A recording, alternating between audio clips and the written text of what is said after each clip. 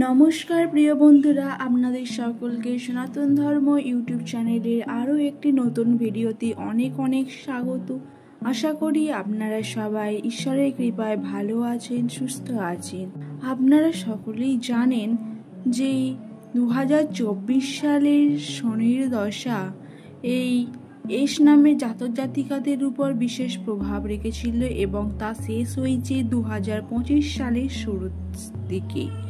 তো এই আগস্ট মাসের শেষের দিকে তথা 29শে আগস্ট শুক্রবার 12ই ভাদ্র এই দিনটি এস নামের জাতক জাতিকাদের ক্ষেত্রে কেমন কাটতে চলেছে, কি পরিবর্তন আসতে চলেছে বা ভবিষ্যতে কি সমস্যার সম্মুখীন হতে হবে, এই সমস্ত কিছু নিয়ে আলোচনা করব আজকের এই ভিডিওতে। তো আমার একান্ত অনুরোধ রইল ভিডিওটি শেষ পর্যন্ত দেখার। দেখে যদি ভিডিওটি ভালো লেগে থাকে অবশ্যই লাইক, শেয়ার, সাবস্ক্রাইব করে দেবেন, যাতে নতুন নতুন ভিডিও সর্বপ্রথম আপনার কাছেই পৌঁছাতে পারে। তো চলুন বেশি দেরি না করে ভিডিওটির মূল পর্বে ফেরা যাক। এই এস নামের জাতক জাতিকাদের জীবনে আর্থিক উন্নতি বা সম্পর্কের উন্নতি লক্ষ্য করা গেলেও কিন্তু কিছু সমস্যা রয়ে গেছে। এবার বলবেন, আমি প্রত্যেক ভিডিওতেই বলি সমস্যা সমস্যা সমস্যা। হ্যাঁ, সমস্যা ছাড়া মানুষ তো থাকতে পারে না। একদিকে যেমন উন্নতিও হয়, তার পাশাপাশি সমস্যাও থাকে। তো চলুন দেখে নিয়ে যাক কি কি সমস্যা আছে এবং তার নিরাময়ের উপায় কি কি।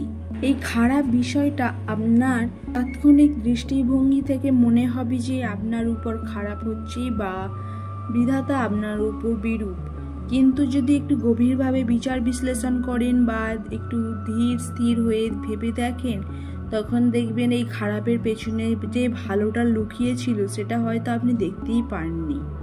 কারণ জানি যে কোনো কিছু জিনিসই আমাদের জন্য খারাপ হয় না, কেবলমাত্র আমাদের দেখার ভঙ্গির দ্বারাই আমরা সেটিকে খারাপ করে তুলি। প্রথমেই আলোচনা করি মেন্টাল পাওয়ার।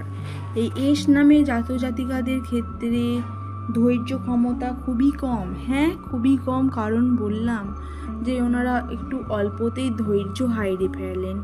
হ্যাঁ, হয়তো কিছু ক্ষেত্রে সেই ধৈর্যটা একটু বেশি থাকলেও কিন্তু বেশিরভাগ ক্ষেত্রে ধৈর্যের পরিমাণ কম লক্ষ্য করা যায়। ওনারা খুব সহজেই ধৈর্য হারিয়ে ফেলেন।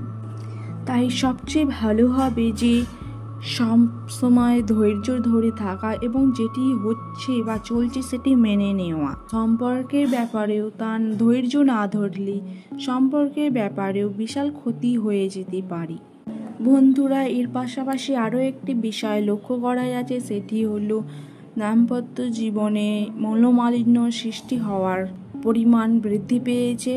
এইটি সময়ের সাথে সাথে কমবে এবং আপনারা পুনরায় যেই সম্পর্কে থাকছিলেন তার তুলনায় উন্নতি সাধন করবেন, অর্থাৎ সম্পর্কে উন্নতি ঘটবে। প্রথমে মনোমালিন্য লক্ষ্য করা যাবে এবং পরবর্তীকালে তার উন্নতি ঘটবে। যেই বিষয়টি আমাদের সবচেয়ে বেশি করে মনে রাখতে হবে সেটি হলো মাথা ঠান্ডা রাখতে হবে। ক্রোধের বশবর্তী হয়ে কোনো কাজ করা যাবে না বা পদক্ষেপ নেওয়া যাবে না এবং ধৈর্য ধরতে হবে। কারণ ধৈর্য না ধরলে আমরা সমস্ত কিছু হওয়া জিনিস, আমার যেই কাজ সফল হতে যাচ্ছিল সেই কাজও বিফল হয়ে যেতেও পারে। এতটুকু বলি আজকের এই ভিডিওটি শেষ করলাম। ভিডিওটি ভালো লেগে থাকলে অবশ্যই একটি লাইক করে দিবেন এবং আপনার নাম যদি বাংলার দন্তস্ব, তালবস্য বা ইংরেজি বর্ণমালার এস অক্ষর দিয়ে হয়ে থাকে অবশ্যই নামটি কমেন্ট করে জানাবেন। দেখা হচ্ছে আরও একটি নতুন ভিডিওতেই।